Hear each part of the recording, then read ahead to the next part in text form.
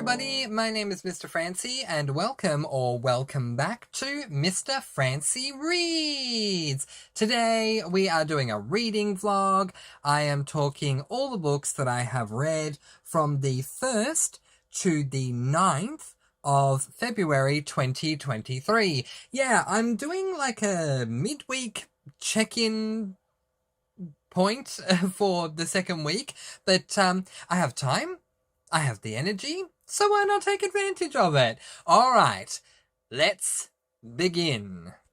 Okay, before we begin, quick shout out to the books that I am currently reading, and yes, I do mean books as in plural, and yes, that is not normal for me, but allow me to explain. I am about to begin my next book on my TBR, which is the book To All the Boys I Loved Before by Jenny Han. This is book 1 in the To All the Boys I've Loved Before series. It is I think it's a YA male-female romance, and I'm really looking forward to reading this series and can't wait to get on to this book. I should have started it earlier today. I was doing some reading before work, but you guys, I got motivated to pick up a book that I am now rereading for the 3rd or 4th time. It is my favourite book of all time, Mistborn: The Final Empire by Brandon Sanderson. I can't explain it. I finished the most recent book that I finished this morning, and after that I just thought, my gosh, am I in the mood for Mistborn? So I went to my bookshelf and I said, you know what? I'm going to read some Mistborn. And oh my gosh, I think I sat there reading for an hour, and I am so happy to be back in this world. I didn't even know. It says according to my book, I'm up to page 58, but I'm sure I'm further along than that because I'm listening to the audiobook at the moment on Graphic Audio. Massive shout out to Graphic Audio. They're not, affiliates of mine. They don't sponsor me, but I love them for Brandon Sanderson audiobooks. And I would say I'm further than that because I even listen to more on my lunch break. But yeah, massive shout out to both of those books. I plan to read them side by side, and then next month I'm going to join their buddy read for Well of Ascension if I have time. Okay, alright, now let's discuss what I've been reading during the week. So, of the past week and a half anyway. So the first book that I picked up in January of 2023 is this book, which is Clockwork Prince by Cassandra Clare.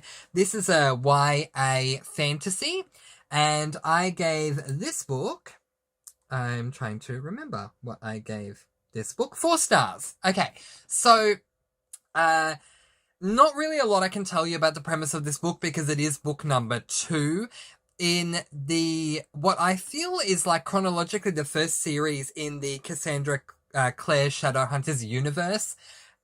So yeah, do with that what you will. It's book 2 in the Infernal Devices series. So in book 1, we follow a woman by the name of Tessa, despite the fact that it is omniscient narration. So we follow a number of different characters, and the narrator is omniscient. The main character seems to be Tessa, and Tessa receives a letter from her brother who is in trouble. She wants to go and help him, and so she travels a great distance internationally to go find him, and when she gets there to where she's meant to go to meet him, she ends up being trapped by these 2 women called the Dark Sisters, and they end up trapping her and forcing her to do their bidding. She is eventually rescued. This is not a spoiler because it happens very early on in the book, by the members of the UK Shadowhunters Academy, or well, one of them in England anyway, and they take her back to their Shadowhunter Academy, and things progress from there. So book number 2 is continuing on with the series, and look, I have things that I'm loving about this series so far, and that, you know, continued on for me with book 2, and I also have things that I'm not necessarily loving about the series. I just realised I had my air conditioner on during that first part, so if you heard it in the background, I am so sorry. I've turned it off now. So let me think. First thing, my first pro about this book and the series so far is the character of Will. his character arc and growth so far in this series has been incredibly intriguing for me.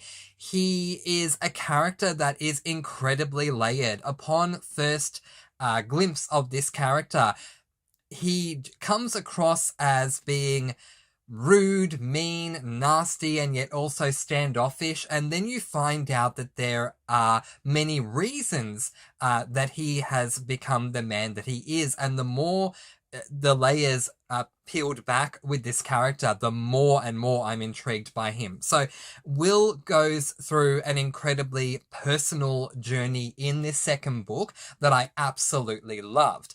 Now to talk about a con in this book, and that is the need for Cassandra Clare to incessantly bring up romances in her fantasy. Okay, look, I have no problem, none whatsoever, with whatever authors want to do with their books. That is absolutely fine. But if you want my opinion, if I am reading any genre of book that is not a romance, and a romance or more than one romance is heavily featured throughout that book or throughout that series, it is going to annoy me, because for me it takes away from the main purpose of that book or series, in this case being a YA fantasy. Now I understand that a lot of YAs are dominated by romance regardless of the genre, but that doesn't mean that I necessarily have to enjoy it. I would much prefer to read a YA fantasy that is full-on fantasy for every single page, as opposed to a YA fantasy that is 3/4 fantasy and 1/4 romance, because it's just not something that I enjoy.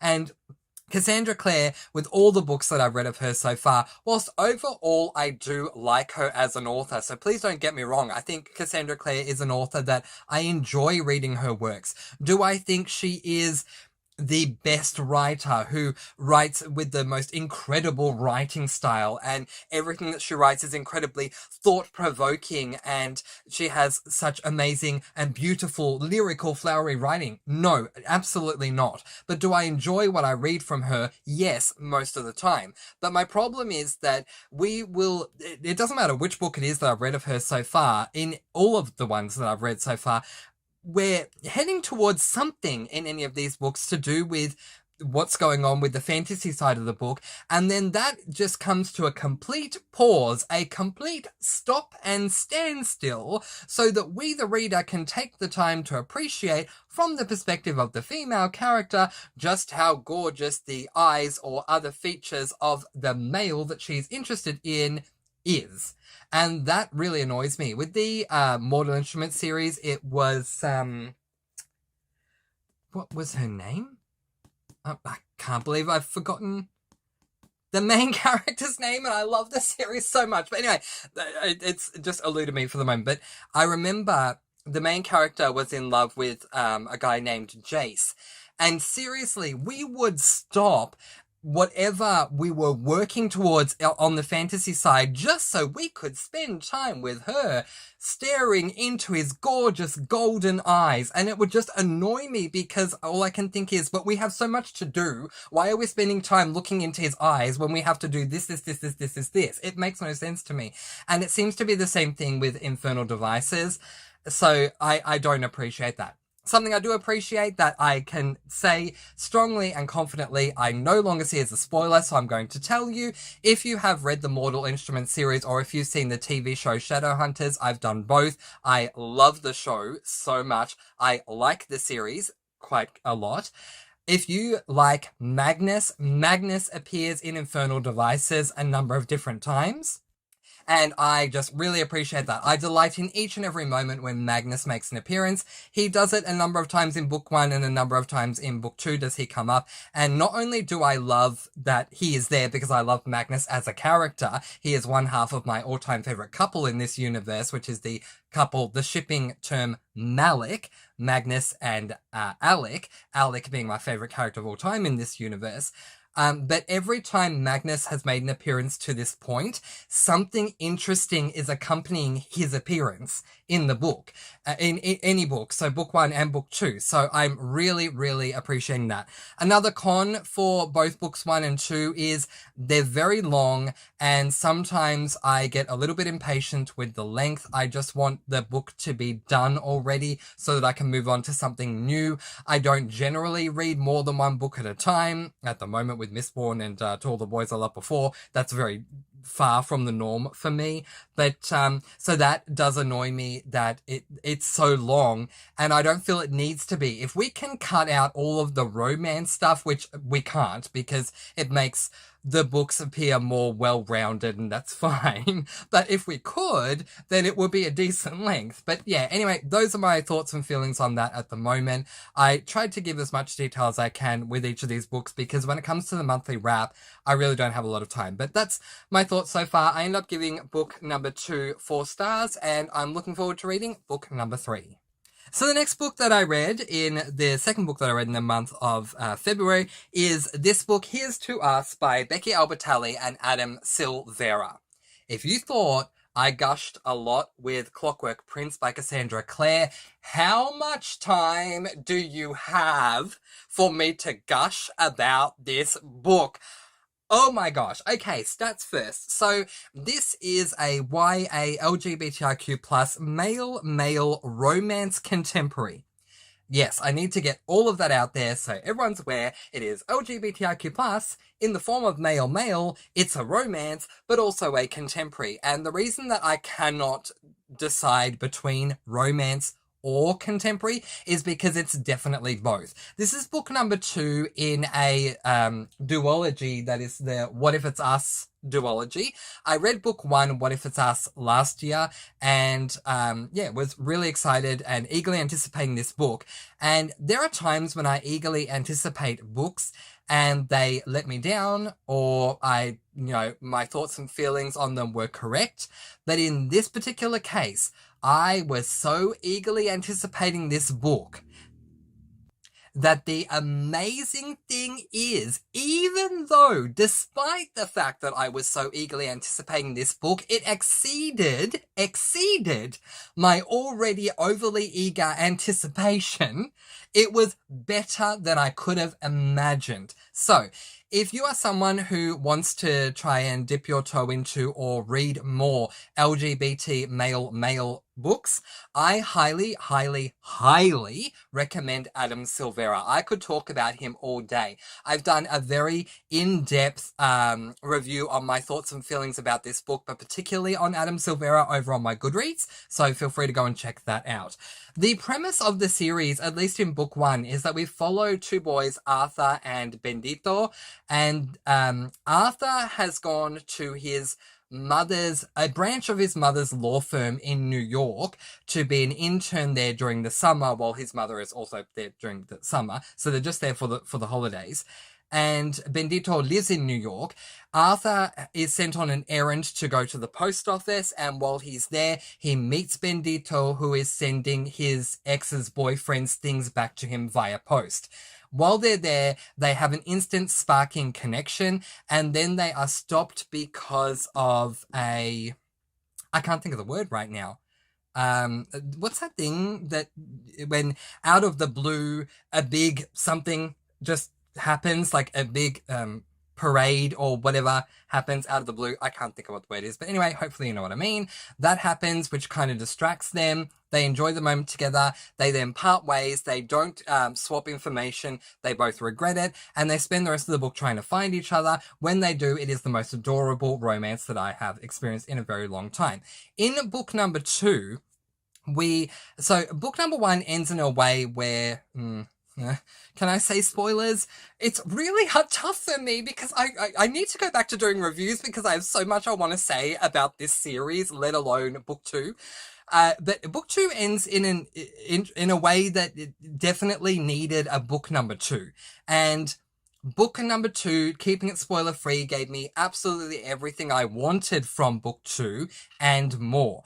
On the romance side, I really enjoyed following Bendito so much. I loved him so much in book 1, and I loved him even more in book 2. And I was not surprised when I did my outside research, which I don't always do on books, but when I'm motivated enough to, I do, to find out that Adam Silvera wrote Bendito's perspective, Becky Albertalli wrote Arthur's. And it makes so much sense to me because of how much of a connection I have with Adam Silvera and his works.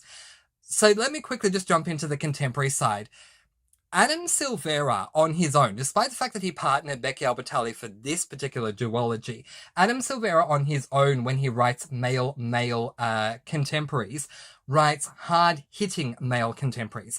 Adam Silvera is a gay man who was raised in the Bronx and had a very tough time being gay. If you want an idea of the kind of tough upbringing that he had being gay in the Bronx, I would recommend you read More Happy Than Not, one of his other books that he's written, because we follow a character who's going through a similar situation. And yeah, anyway, what that has done for him, though, is gotten him to a place where he writes these hard-hitting contemporaries where he's not afraid to go there, to expose some sort of an issue that may come up for a YA aged, if not older, but for a YA target, aged gay or bi male that may occur, and he dives deep into those issues in a very real and very raw way. And I love him for it. He always tugs at my heartstrings with just how deeply he goes into these issues. So it's not just your basic fluffy love romance where the whole point of the book is just that we're following two people to see if they end up together by the end of the book. These major hard-hitting topics come up in every single one of his books. And in this one, there are some major themes that are explored as well that I really did appreciate. I won't go into them because they will be spoilers and it will take up too much time for this reading vlog. But what I will say is that this book absolutely exceeded my expectations. It was so good. You'll just need to read this duology. It's amazing. But anyway, what else can I say? Okay, so let me just quickly talk about Becky Albertalli because I need to pay her dues, and I did say that in my Goodreads review as well. In my very first paragraph of my thoughts of this book in that review, I said, I want to thank Becky Albertalli for getting back with Adam Silvera to write a second book in this duology. I really appreciate that. Thank you. Now that I've thanked Becky Albertalli, let me spend the rest of the time talking about Adam Silvera. But here's the thing. I had an unfortunate timing with picking up the first Becky Albertalli book that I read. I picked up Simon versus the Homo sapiens agenda, otherwise known as the film adaptation is called Love, Simon. I picked up the book and it just wasn't the right time for me because that book is so trope filled with so many things that I had seen done to death in YA male contemporary romances or hard-hitting contemporary romances that it just annoyed me because I read so many others similar to that book by the time I picked up that one. So it kind of just left a bitter tasting pill in my mouth after reading that, and I just wasn't inspired to pick up Becky Albertalli works after that. Then I picked up what is that book called? I can see it in my mind. It has a pink cover. Give me a second. You know what? I think I've actually gotten rid of the book, which is very harsh because I did love it. Kate in Waiting by Becky Albertalli. I loved that book so much. But anyway, so I was kind of up and down with Becky Albertalli. I ended up saying, look, you know what? It's fine. I'll pick up Here's to Us because of Adam Silvera, and I loved it. And that's what made me want to read book number 2. I think Becky Albertalli, for the average male contemporary romance reader, is going to be a fine or acceptable or loved author. And that is absolutely fantastic. For me, after having been given the amazing opportunity to read amazing authors like Adam Silvera, to then compare to Becky Albertalli, it's not fair. But by so doing, to me, Becky Albertalli pales in comparison to Adam Silvera. So while I'm really thankful that she came back together with him to write this second book, what I loved about the book more comes back to what I love about Adam Silvera. So I really, really loved this book so much. I feel like I said a whole lot of nothing just there, but hopefully you grasped what you could from that, considering I'm trying to keep this spoiler free. If you all want me to do either an Adam Silvera discussion in the future, or even to do a review of the What If It's Us duology, spoiler free and spoiler filled, so both spoiler and spoiler free, let me know. And I'll dive even deeper into what I love about this, but this is all I can say spoiler free, also trying to keep time in mind. So I naturally gave this book 1 star because that's how much I loved it. No, of course not. I gave this book an overwhelming 5 stars, and it's probably my favorite book that I've read so far this year. Okay, so the next book that I picked up, I finished today, but I have been reading for gosh, about 4 days, I think now. And that is this book, Eliza and Her Monsters by Francesca Zappia. This is a YA contemporary, I do believe. Yes, it's a YA contemporary. So in this book, we follow Eliza, the unknown author slash artist of a famous comic web series called Monstrous Sea.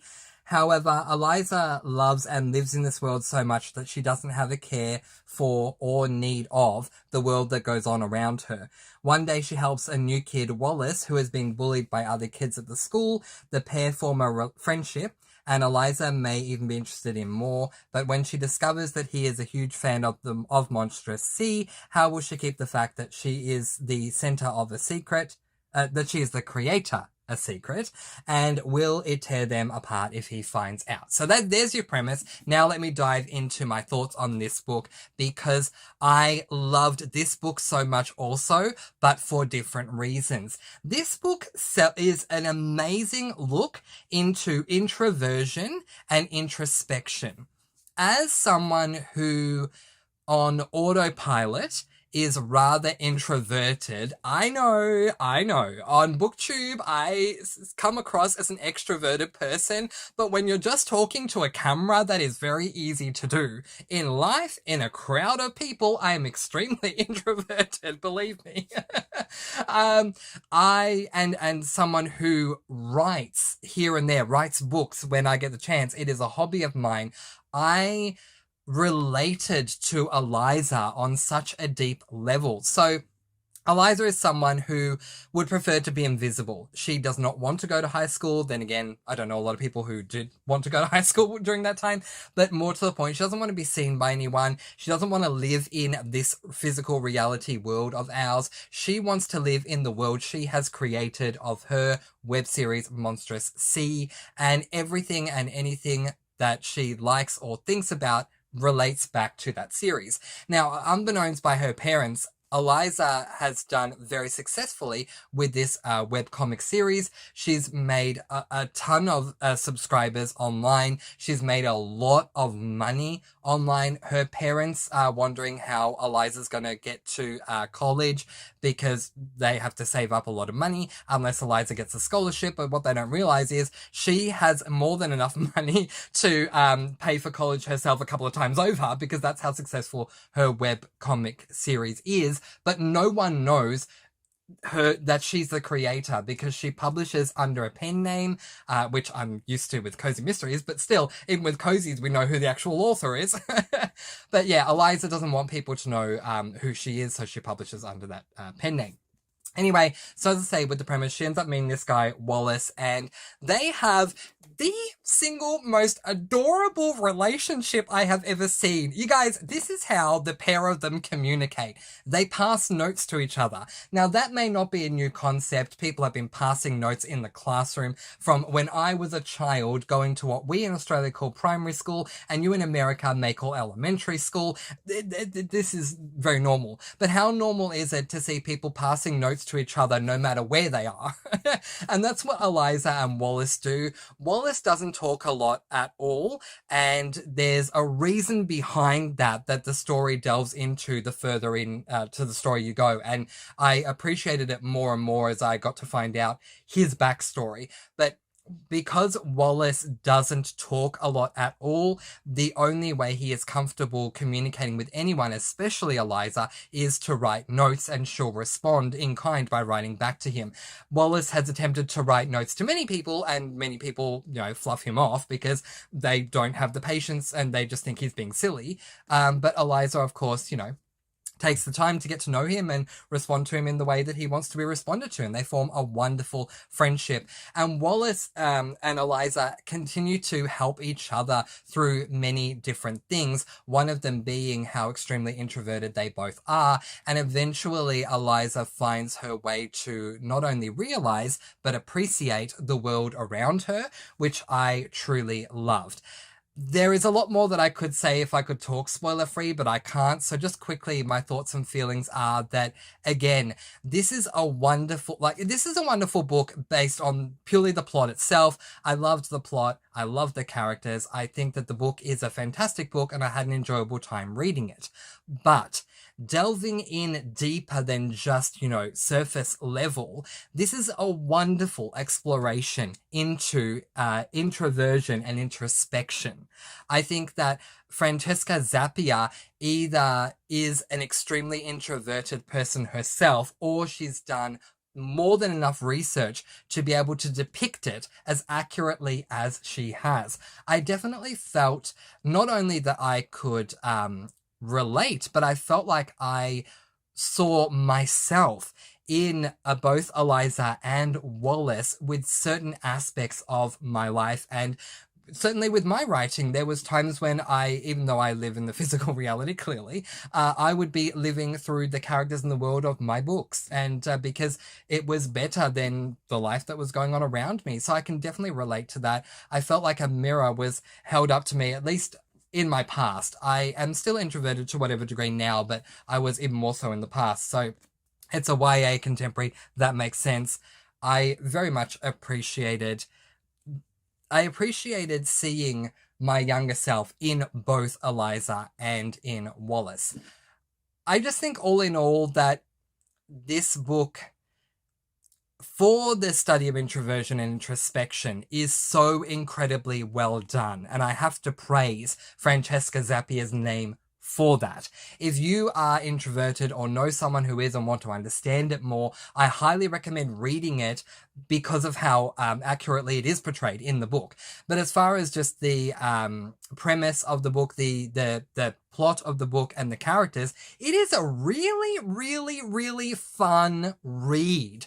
And I highly recommend it. Apparently this book is really well known in America. I had never heard of it until I saw it on BookTube. And I had to order it from overseas just to get a copy. But I just think, on every single level, this book was fantastic. And so if you have not read this book and any of what I've said appeals to you, then I highly recommend picking it up, because I do think that at the very least, you'll enjoy it for the plot and all the characters, but at the most, you'll appreciate it for how accurately Francesca Zappia portrays introversion and introspection. But anyway, that is it. Those are the 3 books that I've read so far up to this point. And I am going to give you an update on how many pages I've read to this point, because just saying the books I've read doesn't allow you to appreciate that. So let's have a look if we can bring that up here. Okay, so in the first 9 days of February, I've read 1,383 pages. And that's because these books are made up of 1 tome and 2 3/4 tomes. They are big books. So it took me a while to get there, but I finally did a reading vlog, and I'm glad I did, and I'm glad I got to talk about them in a little more detail. But if you would like to see me discuss any particular books in even more detail, doing a dedicated review of a standalone or a series or anything like that, please do not hesitate to let me know, because I feel like I could have spoken a whole lot more about all of these books for so many different reasons. So there you go. But in the meantime, that is where I am going to leave it, letting you all go with peace, blessings, and so much love. What was your favorite book that you read during the first 9 days of February? I don't know where that came from. Of February in 2023. Let me know in the comments below. So, yes, but in the meantime, please be kind, love one another, and spread your sparkling energy all throughout the world. And until next time, happy reading! Bye, everyone!